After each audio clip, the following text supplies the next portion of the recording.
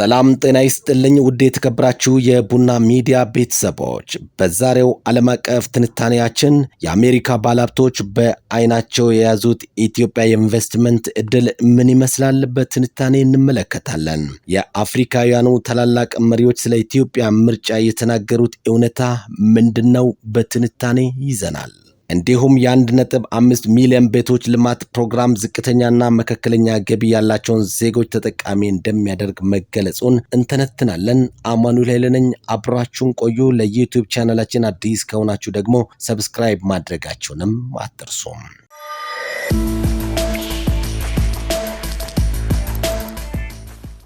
ሰላም ጤና ይስጥልን ውድ የቡና ሚዲያና ኮሚኒኬሽን ተከታታዮች፣ ዛሬ በሀገራችን ኢትዮጵያ እየተከናወኑ ያሉ አበረታች የኢኮኖሚ ለውጦችን ይዘንላችሁ መጥተናል።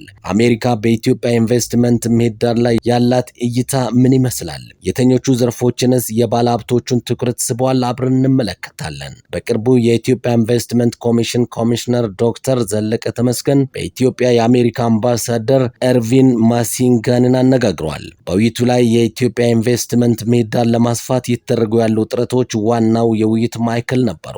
አምባሳደሩ የኢትዮጵያ ኢንቨስትመንት ለመሳብና ዘርፎቹን ለውጭ ባለሀብቶች ክፍት ለማድረግ እየወሰደች ያለችው የሪፎርም ስራ በከፍተኛ ሁኔታ አድንቀዋል።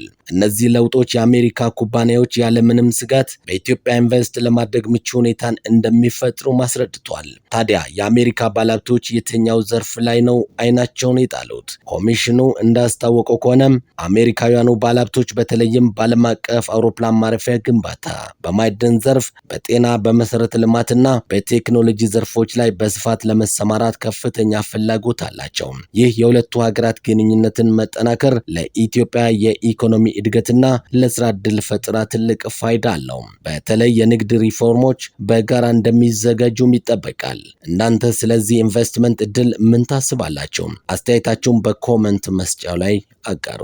ለሰላም ለልማትና ለኢትዮጵያ ብልጽግና ተግተን እንሰራለን። ወደ ሌላ ዘገባ አልፋለሁ።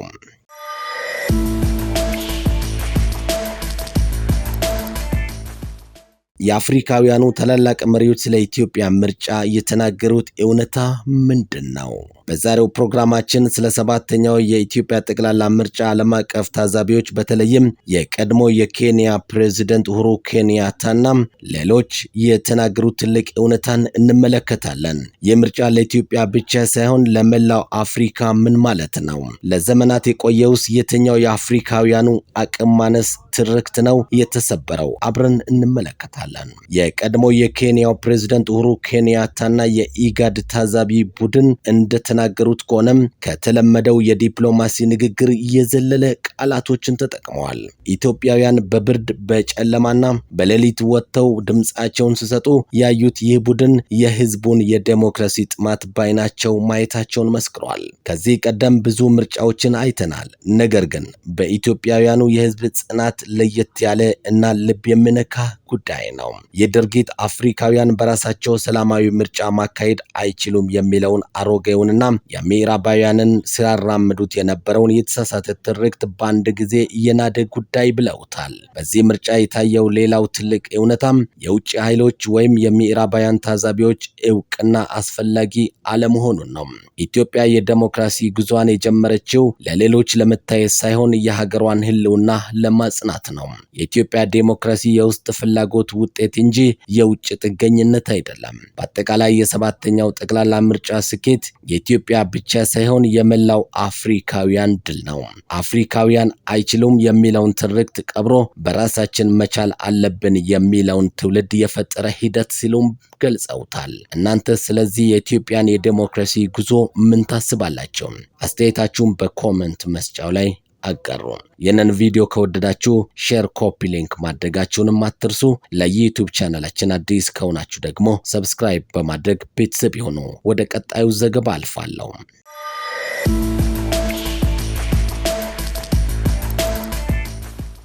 የ1.5 ሚሊዮን ቤቶች ልማት ፕሮግራም ዝቅተኛና መካከለኛ ገቢ ያላቸውን ዜጎች ተጠቃሚ ያደርጋል ተባለ።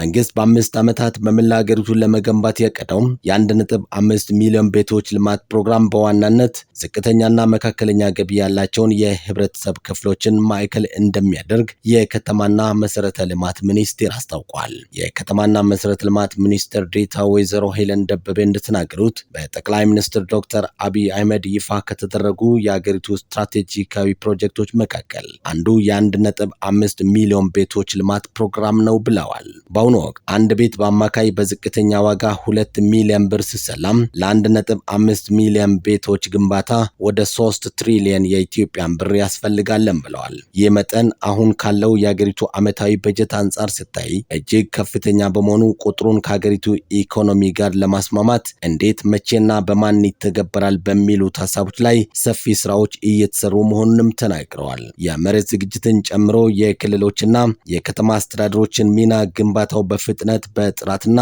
በተመጣጣኝ ዋጋ ለማጠናቀቅ የሚያስችሉ የቴክኖሎጂ አቅርቦቶችን በጥናት የመለየት ስራ እየተሰራ መሆኑን ሚኒስትር ዴኤታዋ ተናግረዋል። የጥናት ዶክመንቶቹ ከተለያዩ የሀገሪቱ ውሳኔ ሰጪ አካላት ጋር ውይይት እየተደረገባቸውና የመጨረሻ ምዕራፍ ላይ የሚገኙ በመሆኑ ፕሮግራሙ በቅርቡ በይፋ ተጀምሮ ዜጎች ተጠቃሚ መሆን እንደሚጀምሩም ይጠበቃል።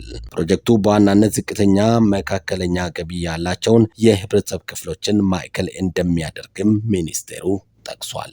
ከቡና ሚዲያና ኮሚኒኬሽን የዕለቱ ዓለም አቀፍ ትንታኔ ዘገባችን ይህንን ይመስላል። ከዜናዎች ጋር አማኑኤል ኃይለ ነበርኩ። ለዩቲዩብ ቻናላችን አዲስ ከሆናችሁ ሰብስክራይብ ማድረጋችሁንም አትርሱ። ስለነበረን ቆይታ እጅግ አመሰግናለሁ። ጤና ይስጥልኝ።